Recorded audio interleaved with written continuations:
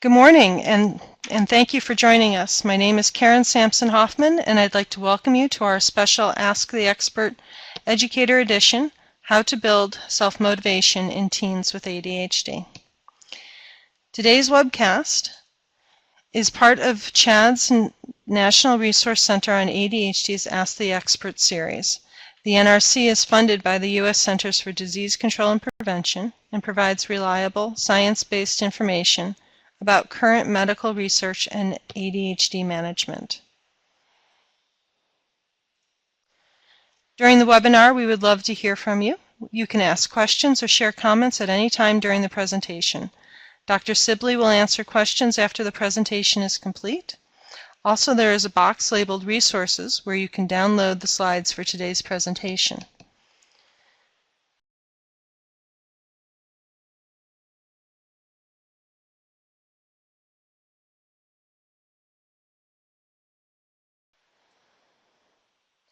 If we don't get to your question today, we have health information specialists available Monday through Friday between 1 and 5 p.m. Eastern Time.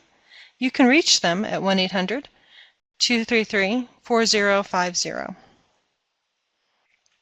I'm excited to introduce today's expert, Dr. Margaret Sibley, a 2014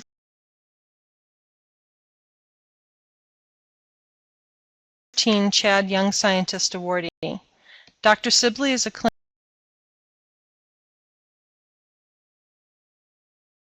clinical psychologist and researcher at Florida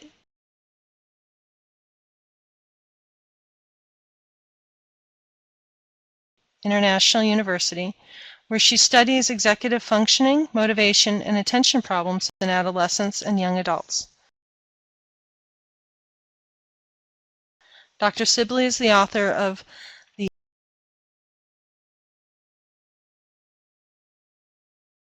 the Parent-Teen Therapy for She is the author of Parent-Teen Therapy for Executive Function Deficits and ADHD, Building Skills and Motivation, a comprehensive guide for professionals offering information about how to work with families using a therapy she developed called Supporting Teens Autonomy Daily, also called STAND.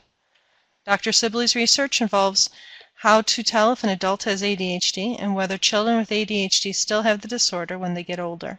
She also does research on the best ways to package mental health treatments so that teenagers and families who need help will be more likely to seek and stay in therapy. Dr. Sibley is a member of the Motivational Interviewing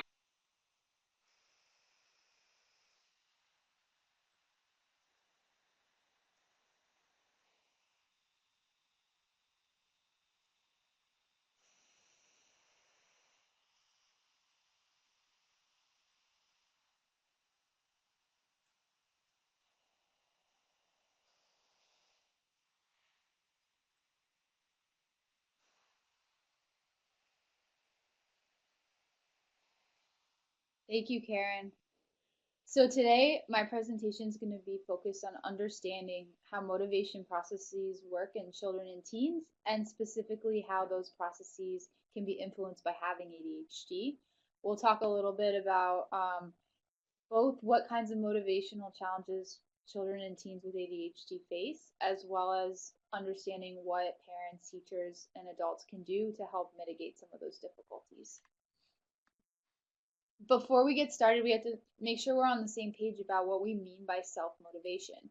A lot of times when we work with patients as therapists or as doctors, many people say my teen or child with ADHD is not self-motivated. They really need me to be on top of them. They need adults to push them. And that's what it sort of boils down to, is this idea that we are hoping that people with ADHD can increase their self-motivation.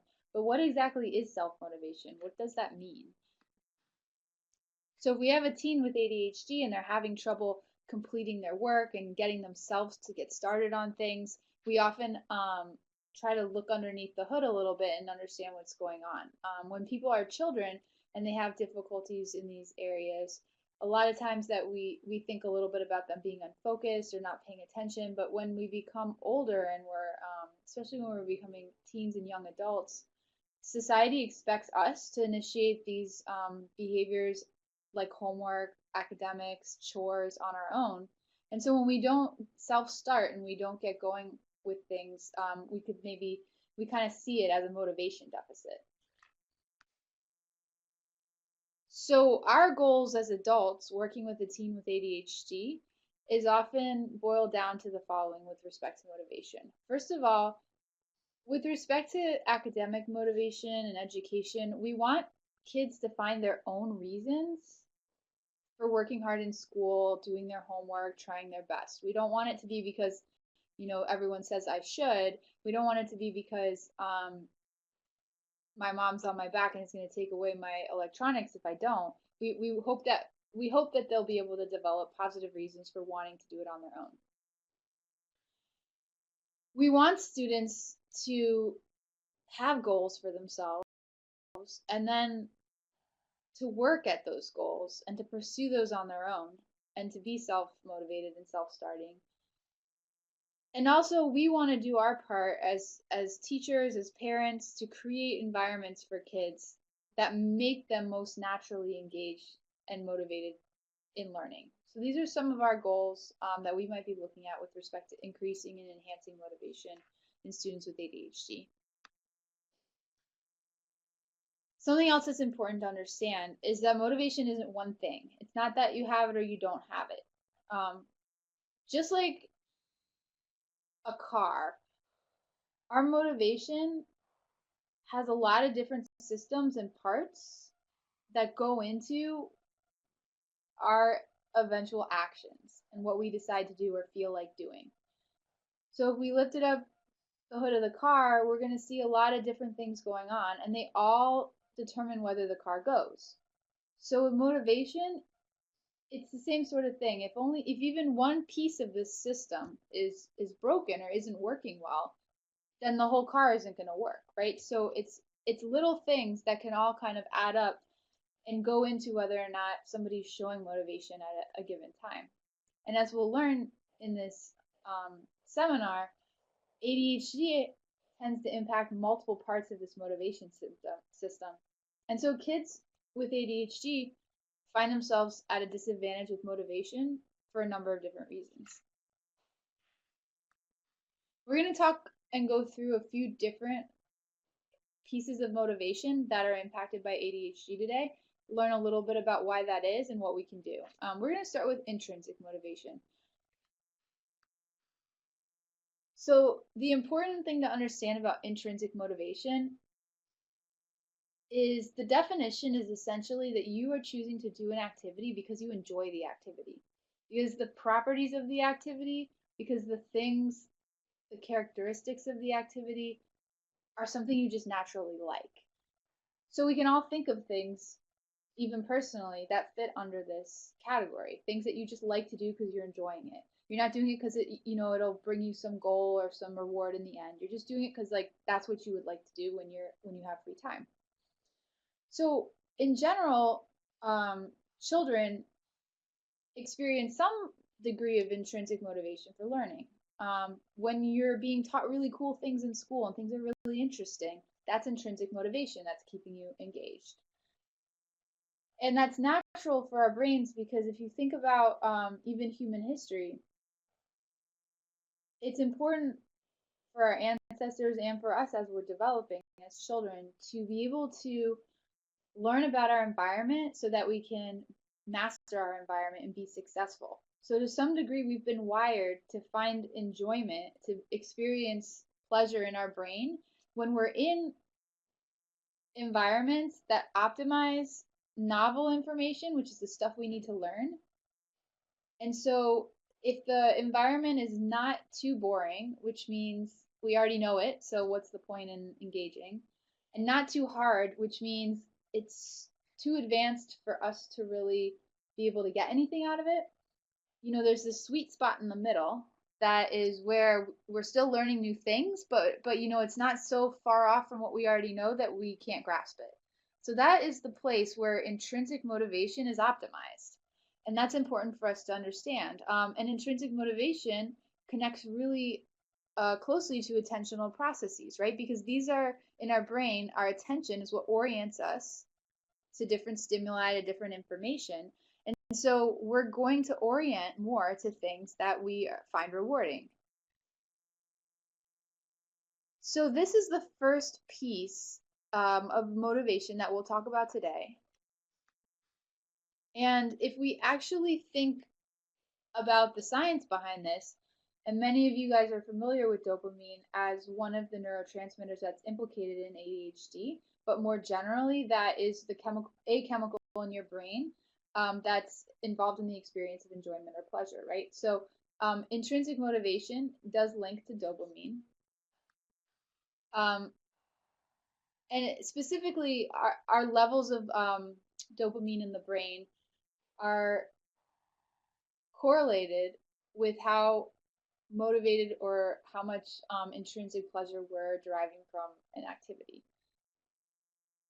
So one of the things that we're in a position to do as adults, whether we're a teacher or a parent, is to have some influence over the environment that kids are in that could potentially influence how intrinsically motivating they find that environment, and therefore will engage in tasks that they're being asked to do. So this just kind of just boils down to this principle of, if you've got your kids in a place that's not too boring and not too hard, that's exactly where they're going to be best suited to learn. So we have an opportunity to kind of look for those spaces for kids in their life to try to maximally engage them in what they're learning. One important thing for us to keep in mind is that intrinsic motivation is natural process. So we can't control necessarily what kids naturally find interesting. That's just something that is a characteristic of a kid that that we accept about how they are. So in theory, we are kind of trying to pick the environment to fit the kid instead of trying to force the kid into the environment, if that makes sense. So with respect to ADHD, or one more thing I'll say, just because this connects to some pop culture ideas that people may have been exposed to, the idea of the pinnacle of intrinsic motivation when you find that optimal point where you're just very interested, very engaged, is this idea of the flow state, which is that in the zone feeling that we've all had before when we're doing things that we're skilled at and we enjoy. And that's that full engagement with a sense of energized focus in what you're doing. And of course, we can't always get into the zone, always, get there. But the idea is that this is something that kind of captures ultimately what we're trying to help kids be able to learn about and tap into. And it sort of does represent that optimal point where you can really be engaged in your environment. And it is influenced on your ability and your personal interests. So again, that if we're trying to optimize intrinsic motivation in kids, we can kind of look at this literature, this research on flow, and understand that they are connected. So these are the things we're keeping in mind for building intrinsic motivation. Now, with respect to ADHD, there's research that suggests a few things. First of all, we know that kids with ADHD have lower levels of intrinsic motivation for schoolwork, which means they just don't naturally click with academics as much as many of their classmates would, in terms of how much they enjoy it, right? That intrinsic motivation for learning may be less for kids with ADHD, and there's some reasons for that. One of them is that we know that kids with ADHD, because of their atypical dopamine levels and activity, will not necessarily feel the same intrinsic or endogenous rewards, which means their brain doesn't make as much of that chemical go off per se when there's something potentially rewarding in front of them. And so what that means is that they just may not experience as much internal pleasure from an interesting story or some interesting information as some of their friends may, on average, right? Because there's always going to be those niche topics that kids are interested in that are exceptions to this rule. But just, sitting in class, on average, they may just not feel as much of that rewarding feeling inside of them, which is what keeps them engaged, right? So this is all linked to attention. It's all linked to motivation and how much kids are working in school. So The other piece that's important to think about is it's not just about the chemical going off in your brain right now. Your learning history also influences this level of motivation. So if you have a history of struggling in school, you are going to start to associate schoolwork with feelings of boredom, feelings of frustration, potentially beliefs about yourself not being able to do that schoolwork. And when those things come to play, that also influences how enjoyable you find it. So all of this, especially as kids get older, can build up over time and make kids less and less motivated to just naturally want to engage in work because it's interesting, right? It's some of us may have careers or may remember subjects at school where we just like didn't mind doing it at all because it was kind of cool to learn about. And that's something that the deck is a little bit stacked against kids with ADHD for experiencing that in general. So just to wrap up this piece on intrinsic motivation, so what can we do? What are some of the things that we could try to influence here? Okay, well, one point is ask ourselves, does the kid's ability level match the curriculum they're in? Are we hitting that sweet spot where it's like challenging enough that it's interesting and new and engaging, but not too challenging that it feels impossible to even be able to like keep up, right? So we're looking for that sweet spot in our choices about what curriculum and classrooms and programs academically kids are in. This goes for activities that kids are in as well, not just school. Um, we can also use intrinsic motivation to our advantage because everyone is intrinsically motivated for something, right? So for some people, it may be less common things than for others. But one example of this is that if we find things or we notice things that our kids might seem more interested in, the things that are kind of their unique areas of interest, how can we route them into productive and interesting and skill building activities within those domains so that we can take advantage of them, so that we can say, hey, I've noticed that this kid is really interested in engineering. There aren't a lot of engineering classes at this middle school, but there's this other middle school that has this STEM program, and maybe that's a good fit for them because they'll think what they're learning is kind of cool and they'll work more at it.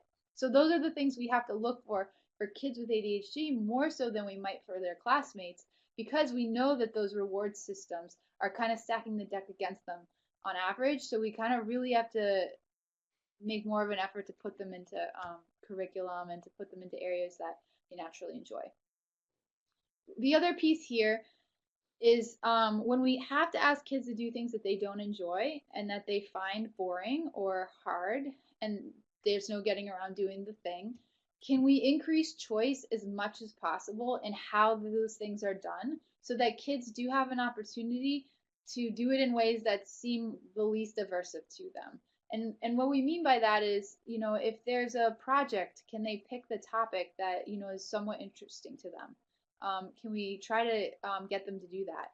If there's household chores that they don't do or don't like to do, are there ways to structure those chores to make the kids, find them less aversive? So, I could go on about this for a long time, but these are some of the main principles of, things that we can keep in mind as we're thinking about how to interact with kids with ADHD. Okay, so back to our kind of main slide here about different parts of motivation systems. We talked about intrinsic motivation. Now we're going to talk about extrinsic motivation. So the idea is with extrinsic motivation, what this means is you're doing a task because you want the thing that the task will lead to. Or in other words, you're doing the task because you want something to happen later because you've done the task, right? So this isn't I'm doing the task because I like it. It's because I know if I do this, I'm going to get something that I want. So I'll go over one more time. So this is usually extrinsic motivation is the motivation system that kicks in when you're doing something that you may not necessarily do just because you like it. You may not like it. It may be something hard. It may be something boring, but we're choosing to do those harder, boring things because it's going to benefit us eventually. And that is what extrinsic motivation is. So here's the picture of the person doing the really like arduous and not so fun workout. And here's the good thing that happens later. She loses some weight and she's happy about that. So that's extrinsic motivation. Okay. So let's think about extrinsic motivation in ADHD. And we know this we've known this for years working with children with ADHD and people doing behavior management programs with them where they increase rewards, right? So the idea is that if you have ADHD, you may need particularly strong extrinsic motivators to make up for deficits in intrinsic motivation. So you don't just naturally engage in school.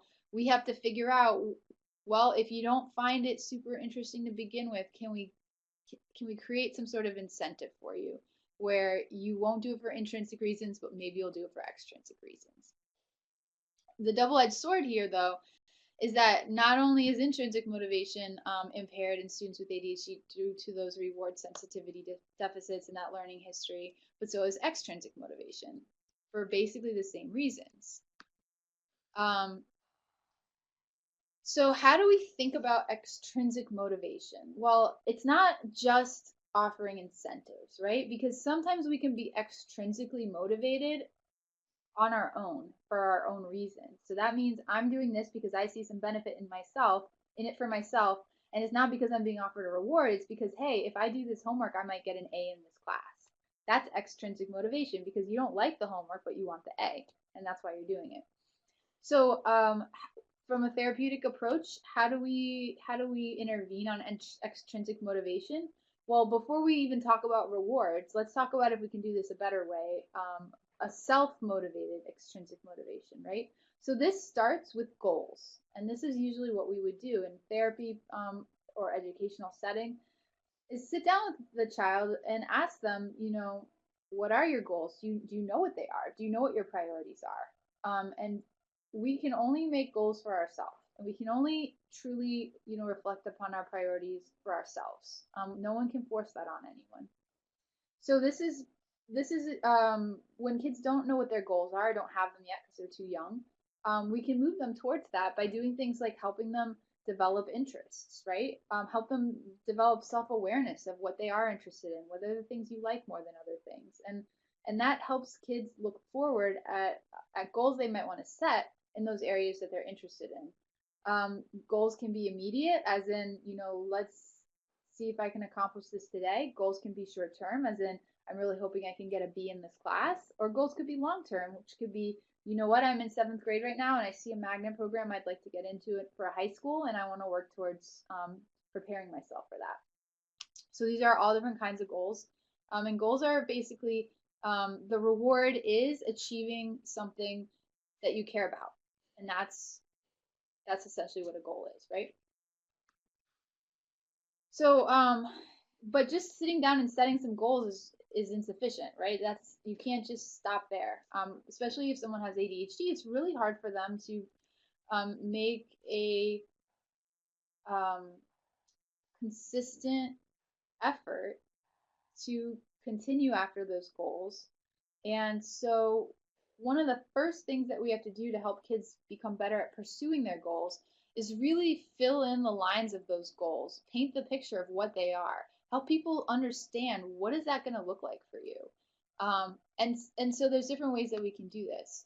So using goals when tasks are hard or boring as a way to get yourself to do them anyways is a therapeutic strategy that you see in different ways of working with kids. It's also an educational strategy. It's a cognitive strategy. Essentially, it's developing the ability to say, I don't like this right now, but I know I'm doing it for a reason, and this is why, and I care about that reason. So it helps with decision making, right? It helps for kids to be aware of what their goals are so that they can kind of summon them in those more moments of boredom and say, I do care about this, and this is why I'm going to work on it, right? So that's something that is a skill for us to learn how to do that that isn't necessarily easy for people with ADHD. The other piece is developing what we would call willpower, right? So if you have to do something that's really boring, uncomfortable, or difficult, can you get yourself to do it anyways? So it's not only that kids with ADHD have trouble with goals feeling as rewarding as for their peers, but also in the moment, can you get yourself to do something you really don't want to do? And if the goal feels important enough, that's when we have the biggest shot at being able to overcome, those feelings of not wanting to do something. The other side of this coin is self-control, right? So it's not just about willpower, which is like pushing through, but also about self-control. Can you resist the distractions, the temptations to do more fun things that you like, but won't necessarily, meet those goals? So this is the idea of, am I able to put down the cell phone to do my homework? Or this is the idea of, am I able to not go look at YouTube when I'm supposed to be doing something else? So we do have a couple of things that come into the equation here for motivation that are known to be deficits in people with ADHD, that they have difficulty with both willpower and self-control. Um, so students with ADHD, we know from looking at the literature, show deficits in their ability to set goals and to stick to them. And this is a little bit different than some of the motivation deficits we've just been talking about. This is due to executive functioning deficits, which is another area of cognition that is impaired in most people with ADHD. And so it's not because you don't find the goal as rewarding per se, as it is just that it's really hard to get yourself to hold that goal in mind, and it's really hard to get yourself to control your actions enough to pursue that goal. However, there is some interesting research that has been disseminated that gives us some clues here about how goals can help people do their best. So, like one finding, for example, that I recently read about was in the New York Longitudinal study of ADHD. Having educational goals was a significant predictor of how well kids did after high school. So again, it's just a clue to us that those goals can really be powerful for people with ADHD and helping them overcome these deficits. So back to what we can do. So as parents and teachers, some of the things we can do are exposing kids to experiences that help them develop their own interests and priorities, right? So this is something you do slowly over time, is that you help kids kind of develop their interests and then really understand what the opportunities are within that interest area, and really get to see the exciting, rewarding aspects of succeeding in that area. And then this piece for kids with ADHD that can get lost is the link between working hard and experiencing the rewards of meeting those goals, right? So if you think about it, when people do experience success in life in different areas, we know it's a big part of that is because you have to work really hard. It's not just about being naturally good at something. And so helping kids sort of over time start to see this link and to see that the way you get these rewards is by working hard is essentially kind of one of the key lessons that we hope kids with ADHD can internalize over time.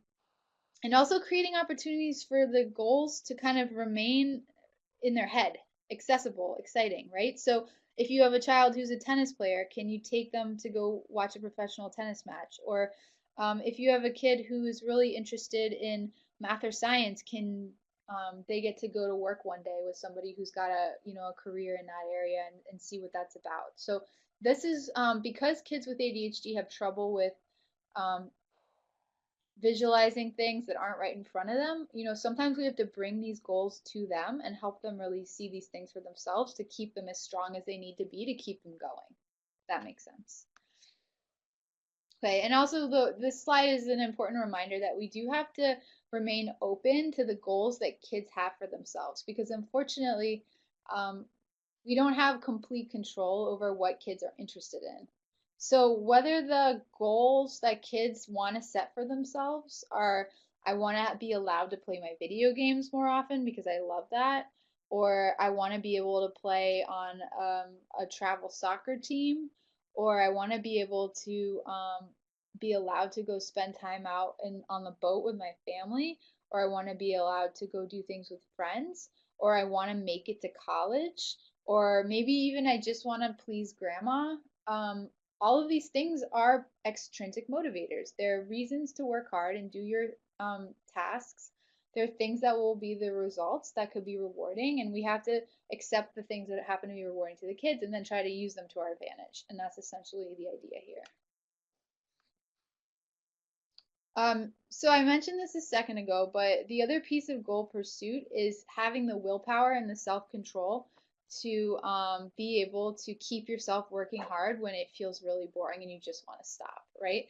And when kids have difficulties with these aspects of executive functioning, what we usually see on our side is procrastination, being distracted when you're trying to get work done, avoiding work. And so this is sort of all kind of built into this piece of motivation.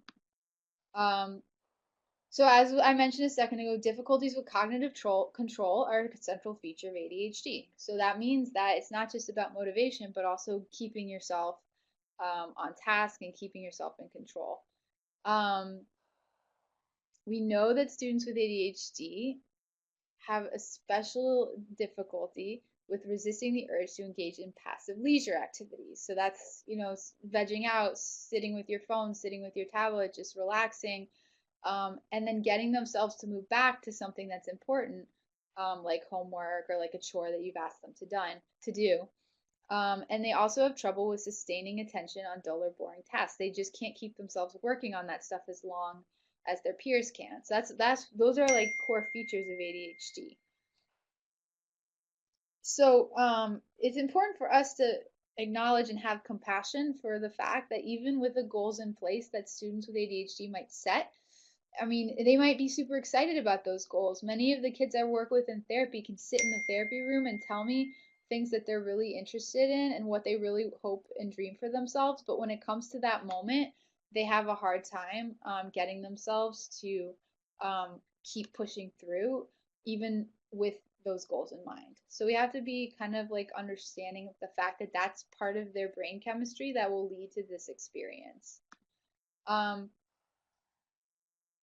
So I'm going to go through, some of the key recommendations when we're working with kids who struggle with resisting distractions and overcoming procrastination. And there's no like magic pill that solves this problem, but it's the little things that we do in setting up the environment for these kids and interacting with them that hopefully cumulatively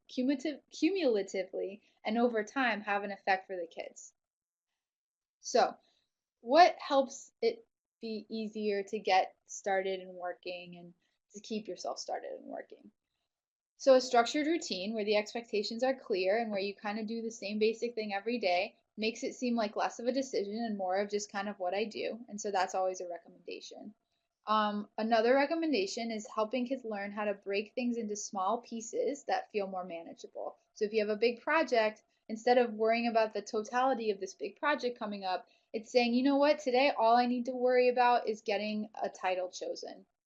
And that doesn't feel so bad. And that makes it easier because it's not so hard, right? In that kind of sweet spot that we talked about, makes it easier to engage because you're reducing the perceived difficulty level of this task.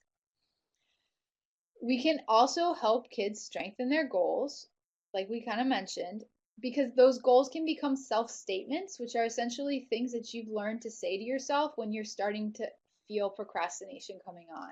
It's your best card that you can play about your reason for wanting to keep going, anyways, and that you want to be ready to play that card in your mind, right? To have access to it so you can say, but this is why I'm doing it. And it takes practice even for adults to get good at doing that, but it's something that we can help kids work on. There's also evidence in the research literature that some of the Eastern practices can improve cognitive control. I think we see more evidence of this in adults, but people have also been showing it in adolescents. So it's worth mentioning that for some kids, learning things like mindfulness, meditation, and yoga can potentially improve cognitive control, which would help with things like procrastination and willpower.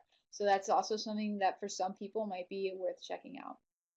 Similarly, we have research evidence that exercise is something that can improve cognitive control. So just like with the mindfulness meditation, that's another area that could be promising for kids in terms of just something that you can do to help them be able to learn to focus better.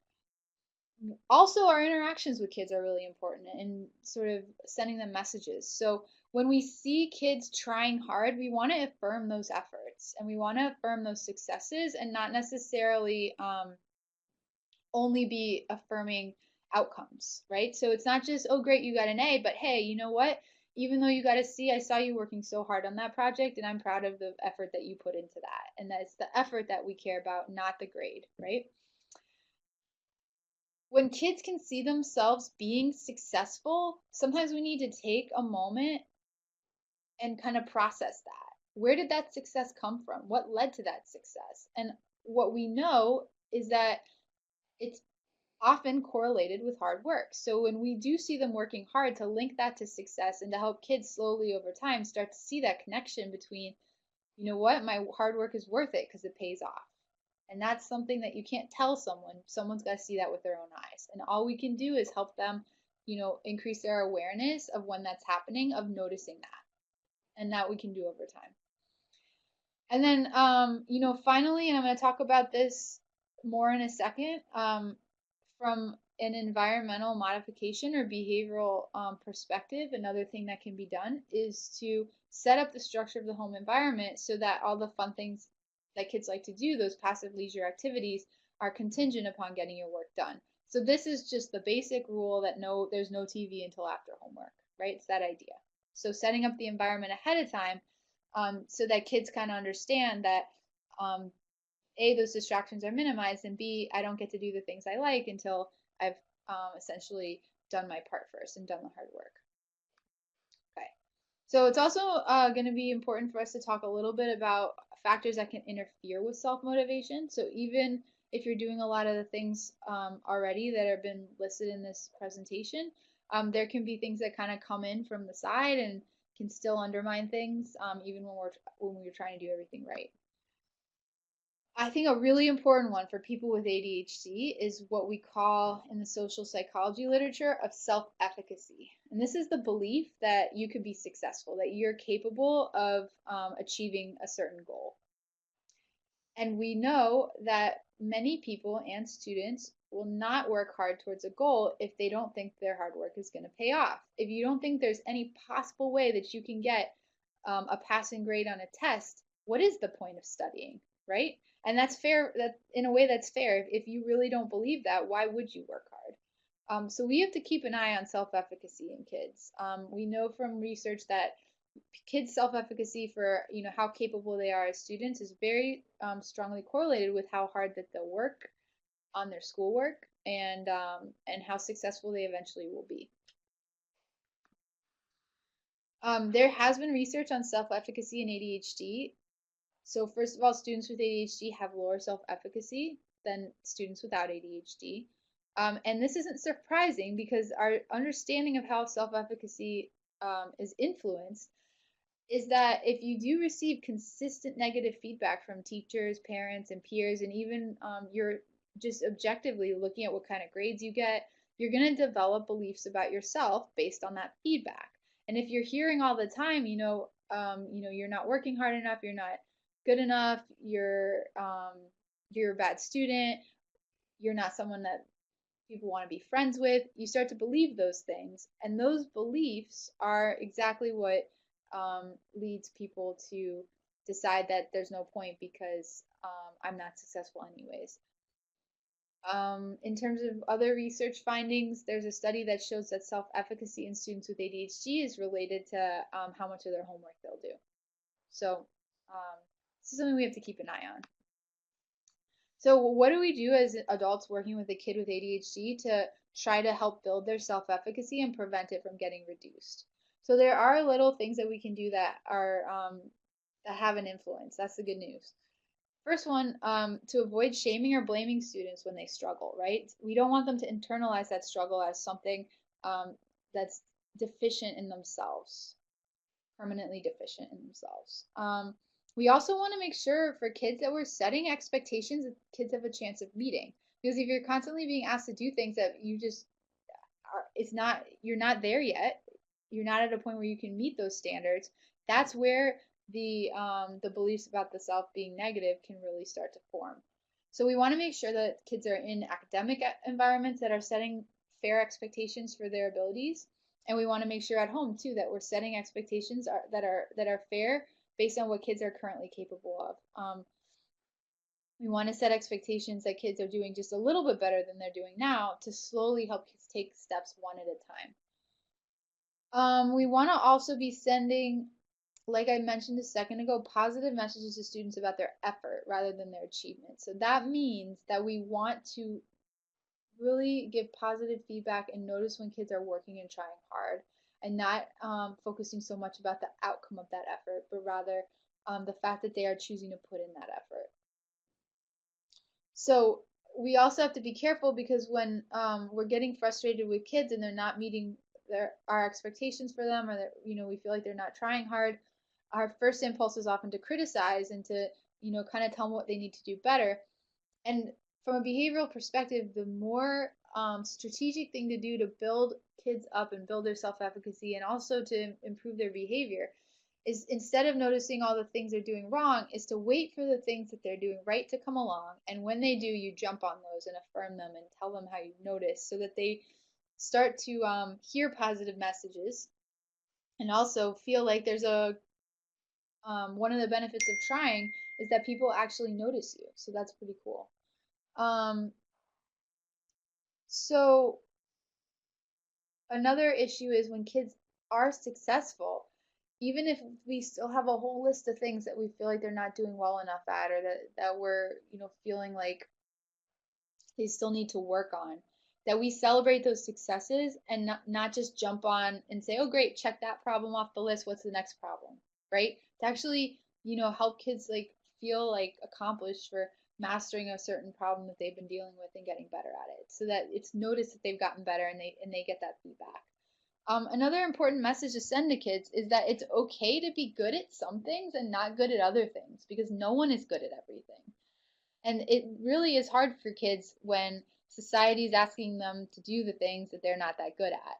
It's just the luck of the draw. Some of us are good at the things that society is asking us to do and bad at other things that no one cares about. So, um, we want kids to make sure that just because you're struggling at something doesn't reflect your overall worth, because we're all worth something.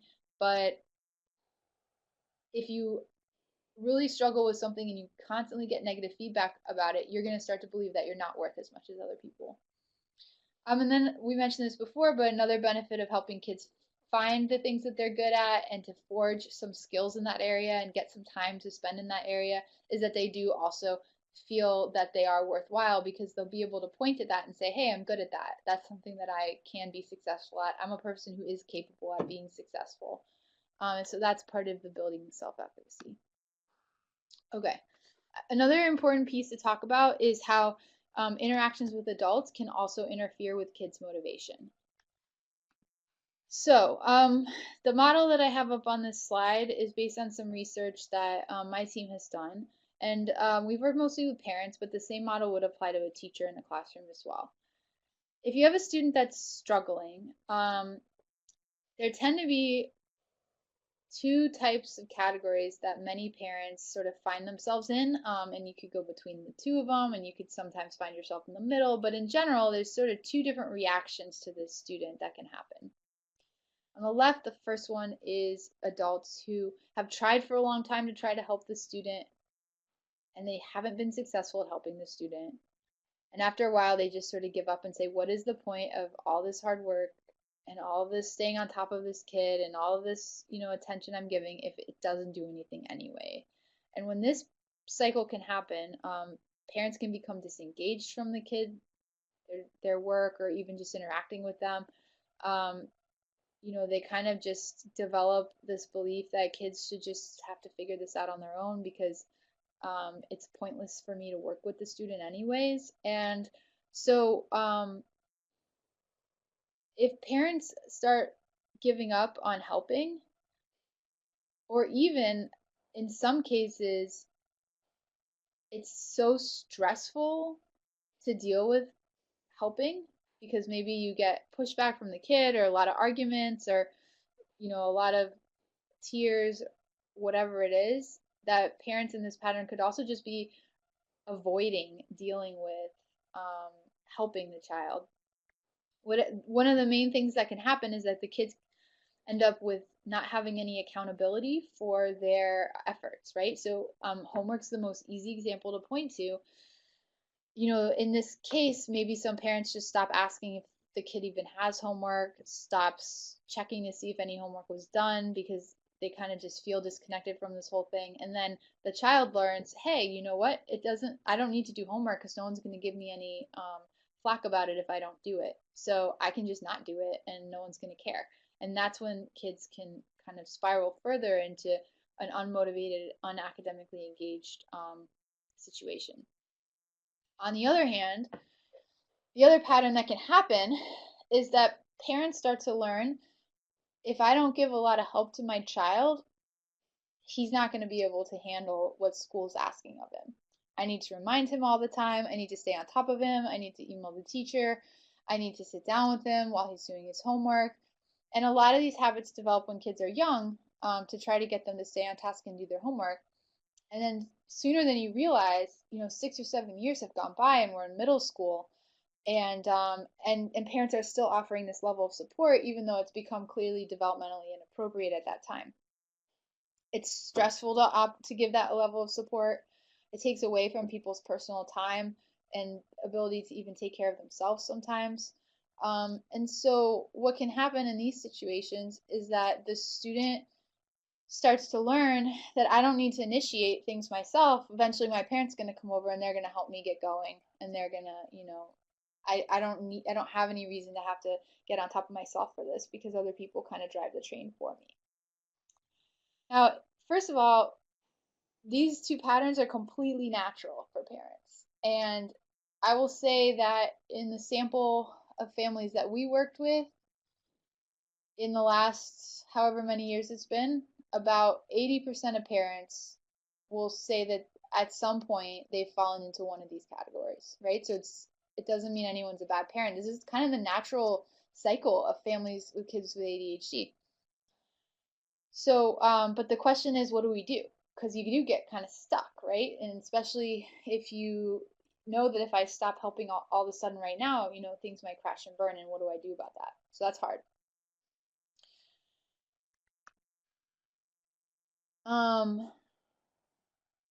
So this is just other slides that basically summarize what I just said.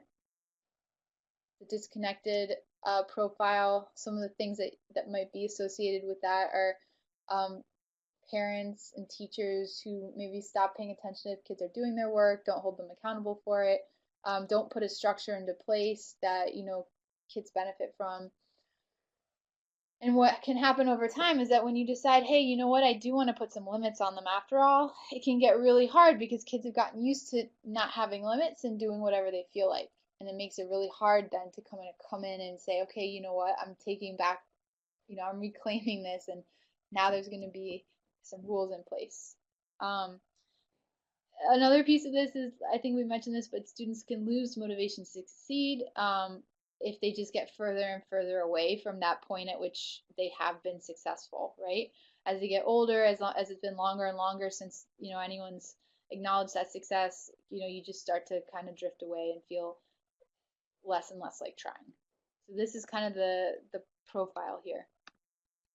The other one, we affectionately call it personal assistant in our clinic program, because that's what a lot of parents will tell us. They kind of feel like they become the assistant of the child, and I feel like that's a really good characterization. So what can happen is that the kids lack accountability to complete their work independently. So if someone's on top of them, the work's getting done, but no one's expecting them to do it themselves. And so they miss out on those opportunities to have to practice having willpower and to have to practice, getting yourself to do something. In some cases, parents will say that the reason that this is happening is because it feels easier to like help them through the work, right, than to just require them to do it on their own. And like we said, it can get worse over time, and this can prevent self-motivation because kids are looking to parents and teachers for cues to get started. And that's sort of what can happen. So I mentioned that. Okay, so there are some things we can do about this, good news, but it isn't something that can be solved overnight. A lot of the work we do clinically is working with parents on kind of retraining their whole family to get back onto a good track with some of these patterns that can unfold. So the first couple of things to think about is part of the problem that my kid is not in a good educational setting? Is there a mismatch between what they're able to do right now and where the expectations of this environment they're in? So if you think about this can really happen in middle and high school students a lot, where they keep getting routed into like regular ed or honors classes because it looks like they're doing decently in school because of all the support they've got from parents or tutors or whomever. And then it gets to this point where it's just become really clear that they're being asked to do a lot and that, they're secretly not able to do any of that on their own. And so that becomes tricky for people to work through, but that's kind of the journey, is figuring out what's the best place for my child at this time. Another piece is setting expectations, not only for the product of the work that gets done, but how independent you are at achieving that work, right? So, and this isn't necessarily like pulling the rug out from underneath someone, but saying, I expect that, you are going to do this homework assignment by yourself. Let me know when you're done, and I'll be happy to go over it with you, versus sitting there and doing it problem by problem, right? So that's sort of the transition. Considering what's going on in the environment around the kid, have we removed the things that make it easy to get off task and take breaks, right? Are the electronics put away? Are there loud people in the home that create distractions? Like, what, from within the context of the home we're in, what can we do to reduce that as much as possible? Am I, as a parent, paying attention? Even if I can't be home during homework time, do I have a way of monitoring whether the kids are doing what they're supposed to be doing, whether the homework's getting done, whether they're on task? How, or what's my best case scenario here? How can I do that? What can I find out, and how do I keep an eye on that? When expectations are met, am I noticing and telling them, hey, like, you did it? Like, really affirming the successes. And then again, this idea of, do I have a good setup at home where there are some rules about those passive leisure things and what needs to happen before kids are allowed to move on to that part of their evening, right? Am I asking for proof of completed work, or am I just saying, did you do your homework? Those are the types of things. And again, the idea is to slowly reduce reminders and prompts to the student, and instead let those consequences, for example, not being allowed to do fun hanging out stuff because you haven't done your homework, drive the change in the kid's behavior over time. So that's some of the things that happen when you're working with families, to retrain a little bit. Okay, a few more things I'm going to go over. First of all, what do you do when your student has unrealistic or unhealthy goals? My favorite one of recently is, oh, I don't need to finish high school because I'm going to make tons of money being a YouTube personality or a video game reviewer on YouTube. So that's a good example. And kids are really convinced that this is possible because they're on YouTube a lot watching people who do this. And just like we said with the goal setting, if you surround yourself by this and color in the lines of, with these images, you're really going to believe it's possible and get excited about them. So here they've done that in a way that actually could be risky, because not many people get to be a YouTube personality, right? And that's the part that you don't always realize. So what do we do? Well, one of the things we've already mentioned is that you can't control what kids are interested in. And the worst thing, or I shouldn't say the worst, but the least effective thing is to try to use logic to persuade them that they're wrong, because that doesn't usually get you anywhere. And then on top of that, it can make them less receptive to your advice or wanting to talk to you because they think you don't understand. On the other hand, what you can do is look for small opportunities to increase competing things, alternatives that are more positive, more healthy, and more maybe more realistic, and to make those things continue to seem more and more appealing instead of trying to diminish the unrealistic thing, right? So trying to help them see the benefits of the realistic thing. If you see anything that's like positive that they're possibly interested in, to really spend time trying to like build that up and get them into that. And then again, that link, right? The link between working hard at positive things, and potentially meeting your personal goals. So when you see opportunities to say, hey, you may not want to do well in school because you care about your grades, but if you, get really good at writing or you get really good at speech, you're going to be just a more articulate, person on the YouTube channel. Those are the types of links that potentially people could try to draw as well. I'm not saying it'll always work, but it's a possible strategy.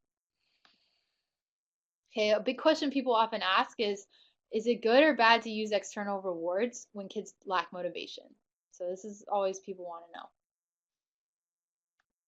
So this is kind of a complicated question to answer. I'm going to give you the information and let people draw their own conclusions.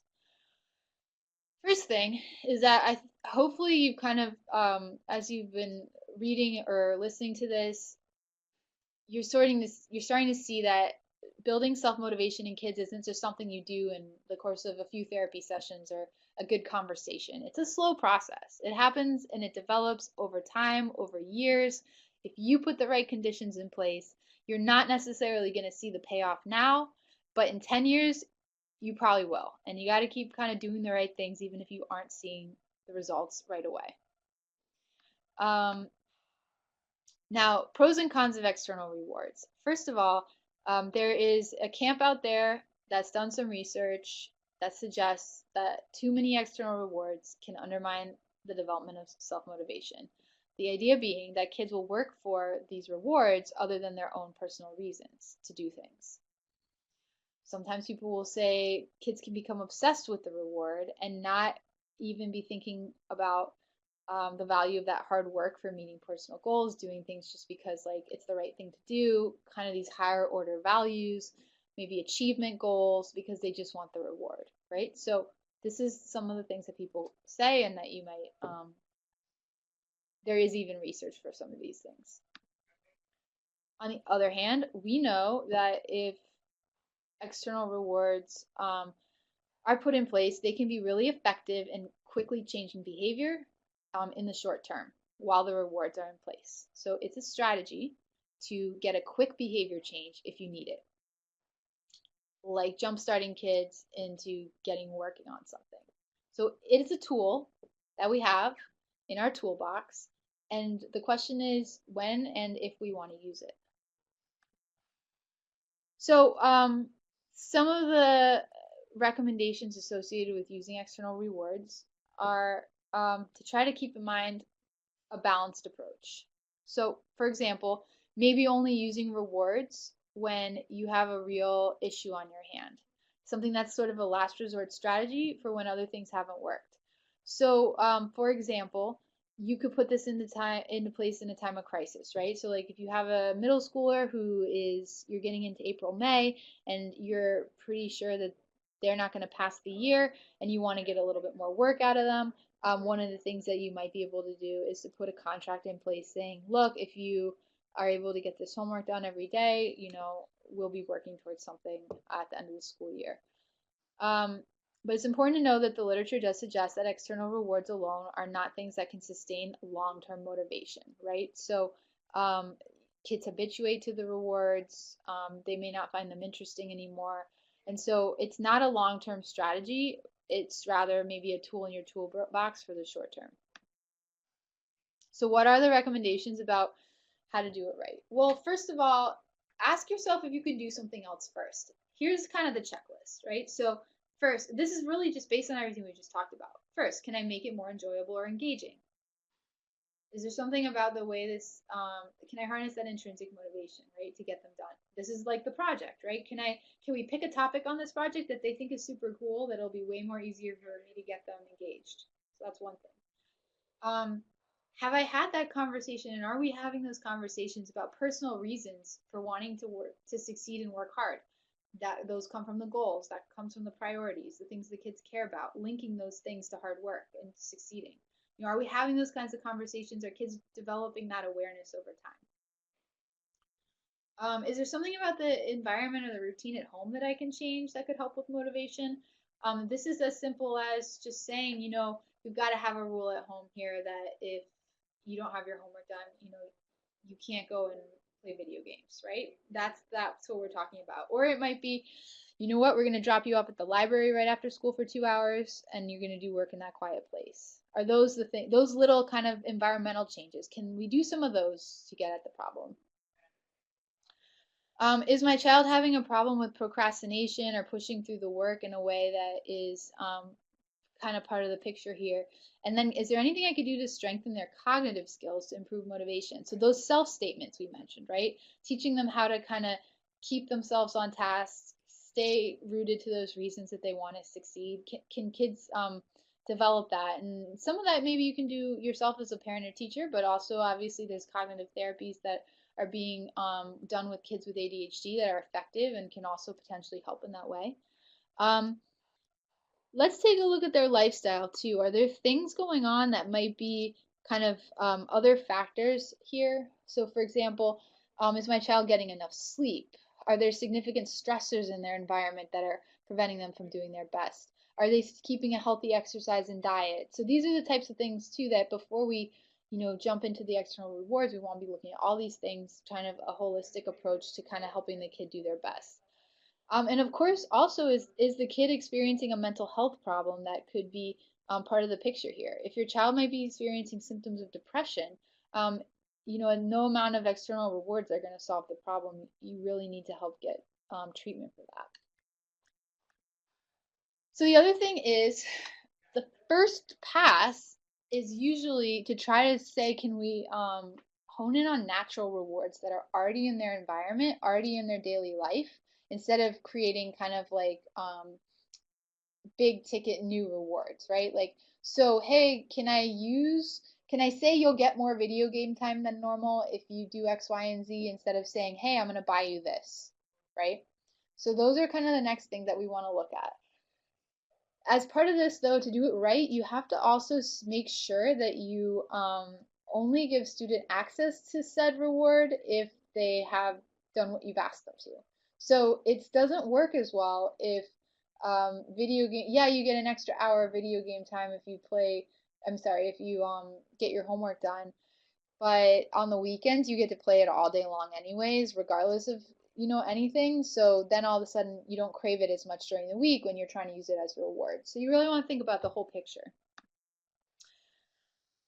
Then here's a really important part too. The third thing is, if you're going to ask kids to do something that they don't want to do, and you're going to kind of go into a contract with them where they're now being kind of told, like, look, if you don't do this, X, Y, or Z is going to happen. It's really important that we maintain our perception as fair adults by actually talking to the kids about why.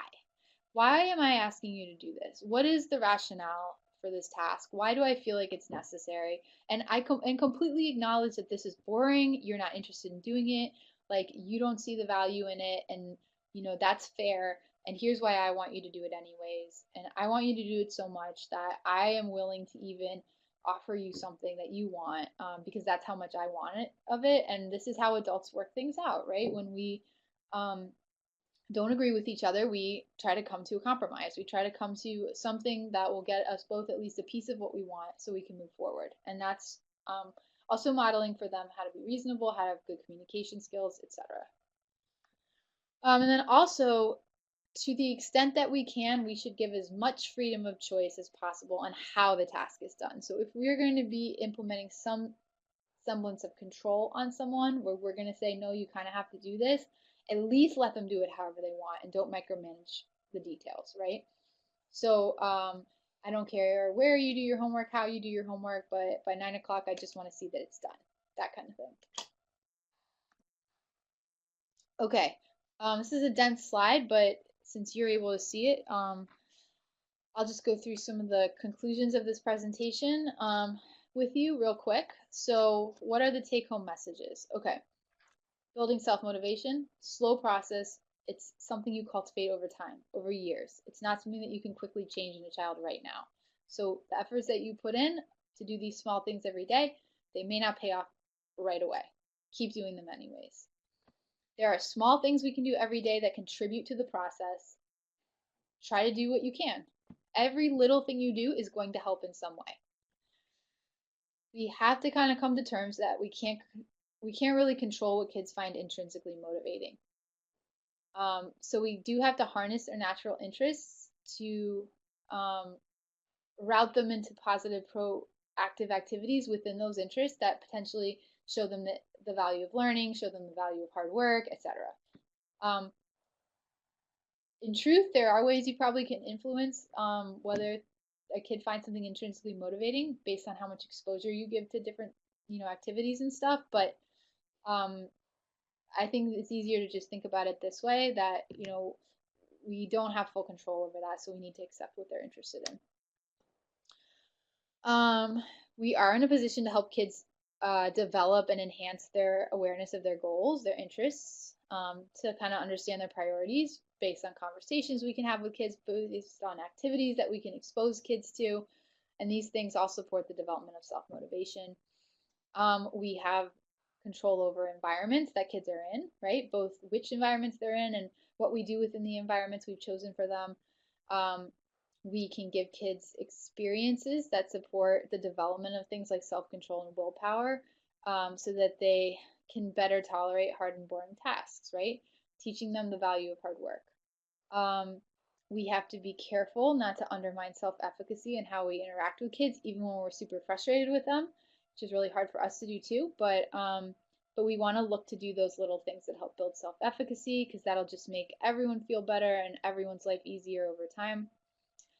We want to use an autonomy support approach when working with kids, letting them do things on their own, letting them choose how they do things. And even like if it makes us feel like it's not going to be done as well as if I help them, is the value of them doing it on their own, even if it's imperfect, bigger in the long run than having this assignment go perfectly tonight, right? And I don't know the answer to that question because it's different in different people's situations, but those are the questions that you can ask yourself as a parent or as a teacher. Those are the things that you guys can decide for yourselves. When we are faced with unrealistic goals that kids have, we're not going to like argue with them and try to persuade them they're wrong, because that's really hard to do, especially with teenagers. But we are going to try to build up other positive things that could be better alternatives for them, so that over time they may become more interested in those things. And finally, we do have external rewards as in our toolbox.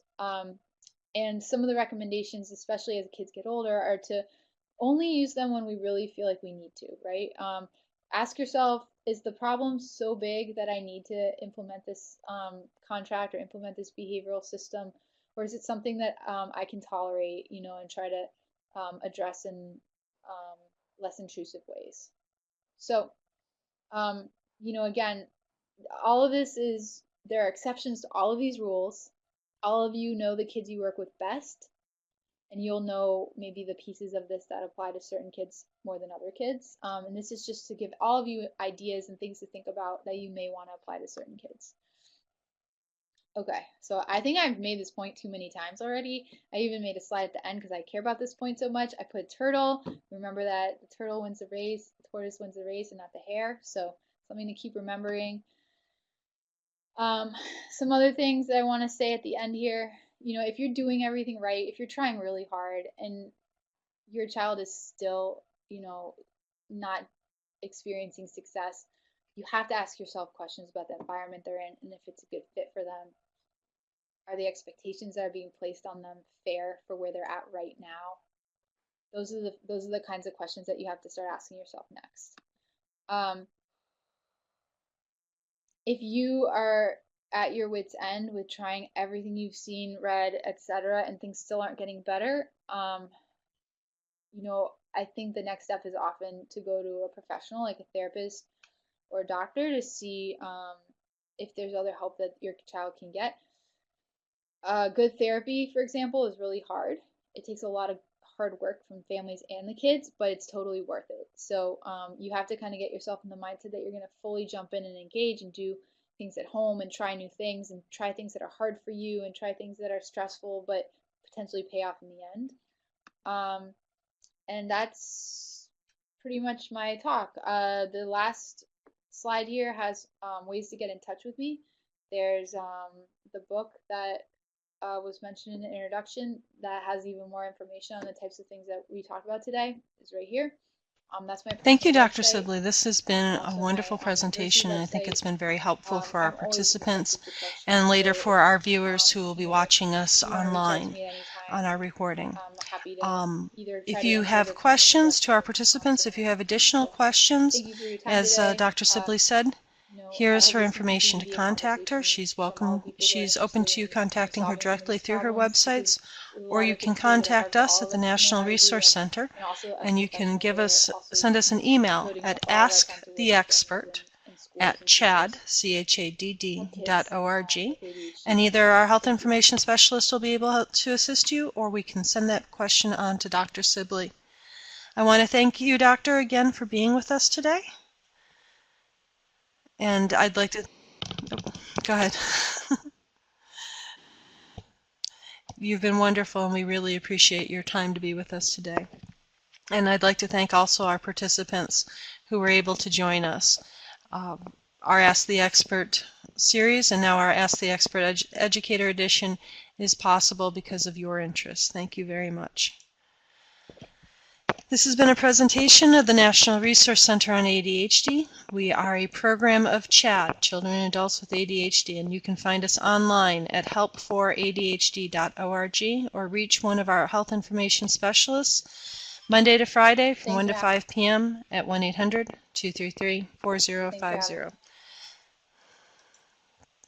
Thank you again, Dr. Sibley, and thank you also to our participants.